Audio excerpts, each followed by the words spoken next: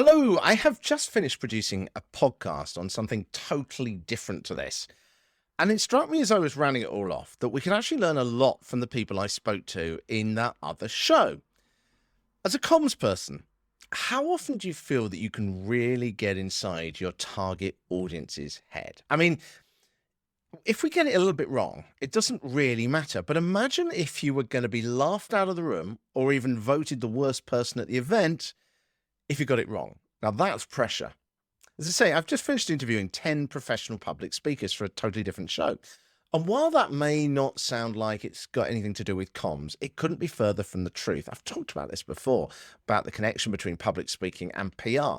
Now, these people have got to get it right, or the audiences are going to give them a heck of a time.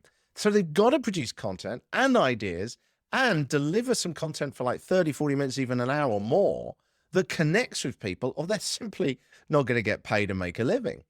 You know, they're talking about everything from remote working to disability to business, but they still need to connect with the audience in the same way that we do. So how do they get it right? How do they connect with an audience? And what can we learn from them in a comms role? I think in the whole show, across 10 different interviews, there were probably about 30 key lessons I pulled out of it. Most of them were to do with the professional speaking industry, but I thought there were 4 key lessons that I think are really applicable to how we look at communications too. So I'm going to share 4 with you right now. And I think you're also going to instantly start to see a theme running through them as well, because the way they apply to what we do. So number 1, if you want people to connect with you, you need to be clear what your message is, what you're saying. So in the case of speakers, they need to make it absolutely clear what problem they're solving for the people that they're going to be talking to. But also the people that you're reaching out to with PR need to understand clearly what you're offering or what you're about, or you'll lose their attention. To an extent, public speakers have got people in a room, so they've got the focus for the first few minutes. But that's it, because then people can pick up their mobile phone, or as some of my speakers talk about, they can fall asleep or leave the room. But the point is that we've still got to grab their attention. And the public speaker has got to make it absolutely clear in the first few moments why these people should listen to them and what they're about. You know, so many organizations use waffly words in their PR, don't you? We've all seen this, which are great to add that sort of feeling to a brand statement. You know, words like innovative, but what the heck does innovative actually mean? You know, what we want to hear is innovative X. What is innovative about it? Why? Because everyone says innovative.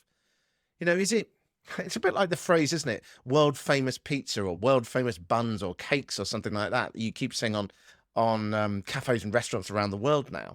Perhaps the fact that it's got a cliche in itself probably works, but you know, is it world famous toilet roll?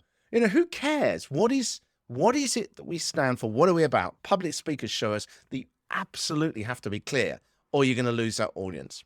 Number 2, be careful never to be seen as trying to sound like a victim. This was a really interesting one that came from a couple of speakers who had in some cases, really quite horrific stories that they've been through. And they were saying that you should never try to use an audience to get sympathy. And this is particularly applicable to crisis PR for us. The examples I had, as I say, was from speakers who had gone through quite some experience. And they were saying that the worst thing you can do is to try and get people to feel sorry for you, because people ultimately don't care about you. Even if you've got a good story to tell, they care about that story because of how it will impact them. If you start sort of going, oh, it wasn't our fault, no one is going to feel that, even if it's true, even if you believe it. They simply won't. So that was another great one as well. Number 3, solve their problems. And not just be clear about what you're solving, but actually solve their problems. This follows on again from quite a few of the speakers, where they were saying that you've got to be absolutely clear about how you're going to help them and then help them. You know, whether your organization or what you're promoting at the moment is about supporting someone's beliefs or selling a product to them or giving them an outlet for their ideas. You know, speaking is just like comms, in that it's not about saying, look at us, we're great. The temptation of a lot of companies is to say, we're great, and you want to put some PR about it. It's about saying how we can help the people we're trying to reach and why we will be great for them. It's a subtle but very important emphasis change that, again, the speakers made clear to me. Number 4, final one, think of your organization as a person. This is a little bit twisting some of what they were saying to me, but it was a really good way of looking at this. People book a speaker because they are the person who solves X problem or explains about X issue. So the bookers know what that person represents. It's the same for any organization then. So your PR works if people know what you stand for. So instead of thinking of your organization, and so many people go, oh yeah, well, we're putting this stuff out. Again, instead of thinking of your organization as being, we stand for the environment, or we stand for innovation or investing in people, what does it mean? What is that in detail? So the way they were kind of saying to think about this is think about it as if your organization was a person rather than an organization. So instead of we, think of it as I.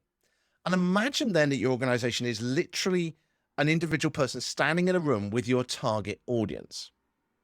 So then think, well, what is it that one person could say to another person, the target audience, that would engage with them?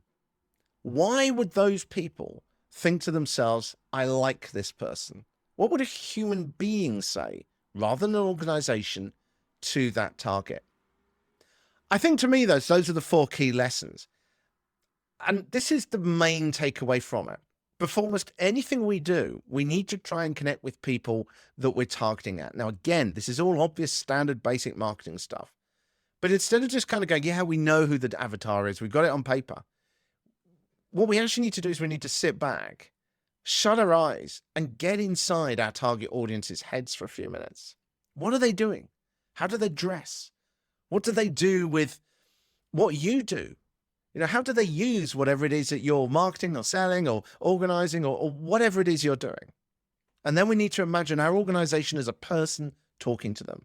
How are they going to connect as people?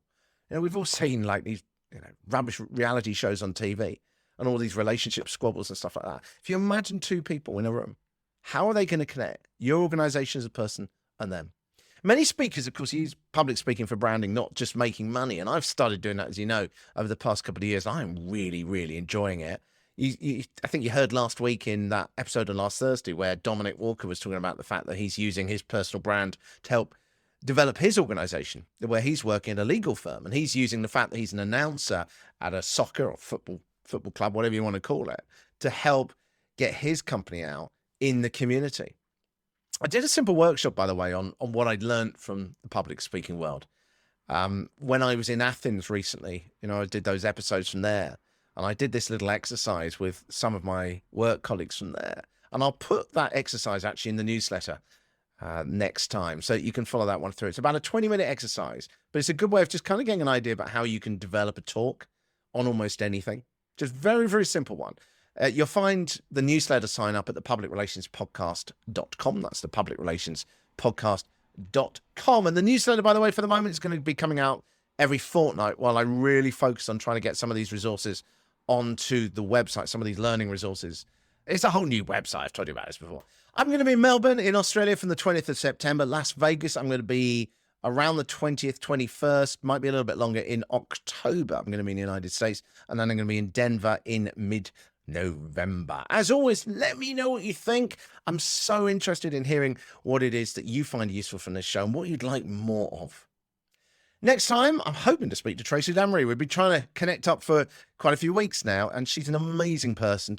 She's a publicist, and she's really helped a lot of people to develop their personal brands, and she's even accredited at the Cannes Film Festival as well. So hopefully we'll be hearing from her. Also, got a few ideas I've been gathering in a bit of a roundup for later this week or maybe next week about YouTube Shorts and a few other bits of data that I've been collecting about this show, which I think you might find useful from the perspective of gathering data just generally. I'm also going to be chatting with the Inbound PR book author that I was mentioning on a recent episode as well. She's coming on too.